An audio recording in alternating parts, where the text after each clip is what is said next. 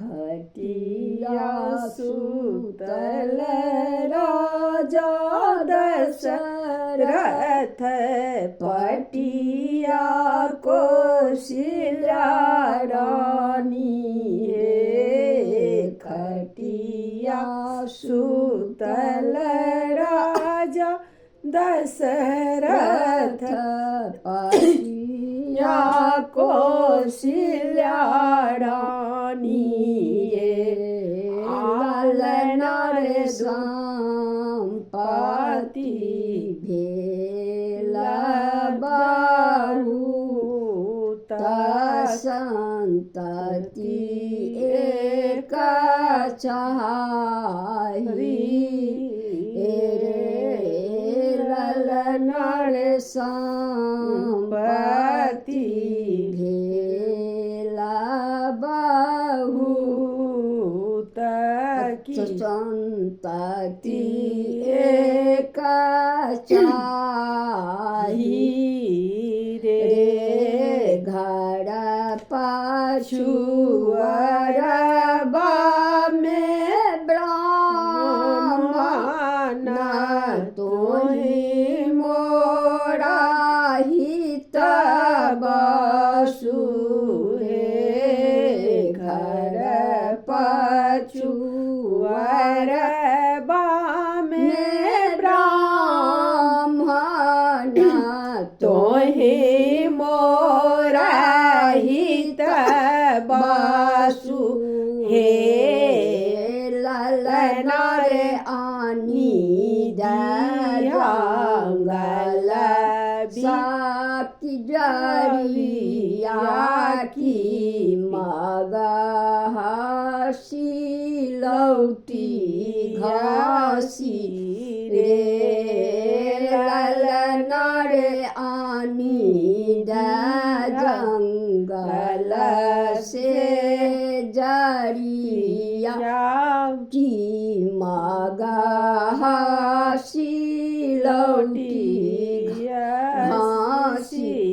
रे घासी घासी भाड़ा लकटोर बाको कौशल्या रानी आऊ खाद हे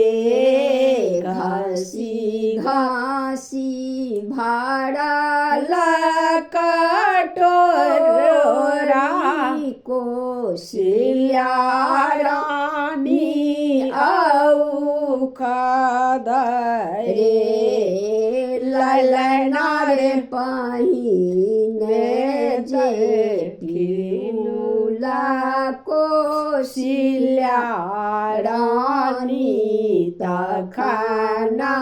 सौमित्रा रानी ललनार पहिने जे किउला कौशल्या रानी तखना सौमित्रा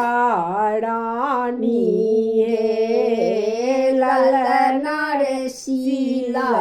धोए पिलुला के कई रानी तीनों रानी गर्भ रे कौशल्या के राम जनम लेला सौमित्रा के लक्ष्मण हे कौशल्या के राम जनम लेला सौमित्रा के लक्ष्मण हे ललनार के कई के जार्था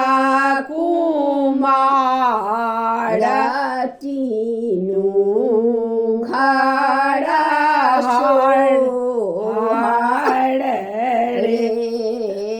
ललनार के कई के जार्था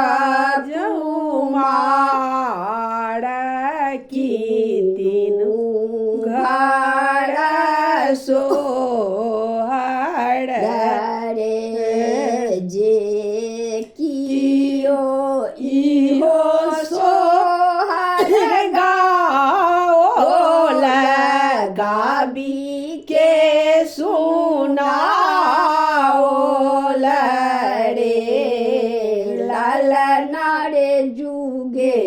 जुगे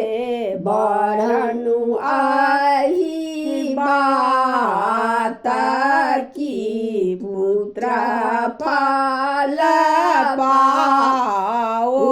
लड़े ललना रे जुगे जुगे बढ़नु आही बात की पुत्र फल पाओ